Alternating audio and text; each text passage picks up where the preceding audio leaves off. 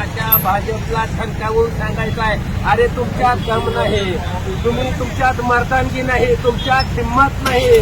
तुम्ही जर निवडणूक प्रत्येक वेळेस जर उमेदवार चोरून नेऊन फॉर्म चोरून नेऊन निवडणूक अधिकाऱ्यावर दमदाटी करून तुम्ही उमेदवारावर दम देऊन तुम्ही लोकांच्या लेकराचं भर चौकात बळी घेऊन गोळ्या घालून तलवारीनं त्याच्या पोटात तलवारीतून सुद्धा जीव घेऊन जर तुम्हाला निवडणूक करायची असेल तर तुमच्यापेक्षा इंग्रज 100 पट बरे होते.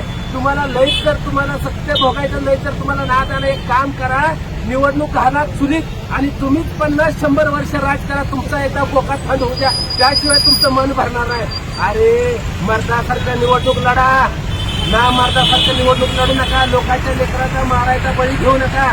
खरं तर या महाराष्ट्रातली पोलीस खरंच एक नंबर आहे, ती नादच करायला नाही त्यांचा, पण त्यांची देखील जबाबदारी, त्यांचा देखील कार्य खरंच त्यांनी पोलिसांचा हात बांधल्याचं, भाजपचा गृहमंत्री मुख्यमंत्र्यांनी पोलिसांचा हात बांधलेला, तर पोलिसांना काही करताही नाही.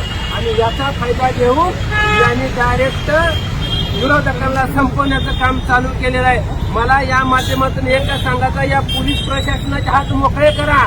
एकदा सगळ्या महाराष्ट्रातल्या गुन्हेगारांचं सूत्र साफ केल्याशिवाय राहणार आहे. पण या भाजपवाल्यांना ती करायची नाही. भाजपवाल्यांना गुंडागर्दी वाढवायची आहे. भाजपवाल्यांना ही निवडणूक पारदर्शक करायची नाही. ही निवडणूक घोळ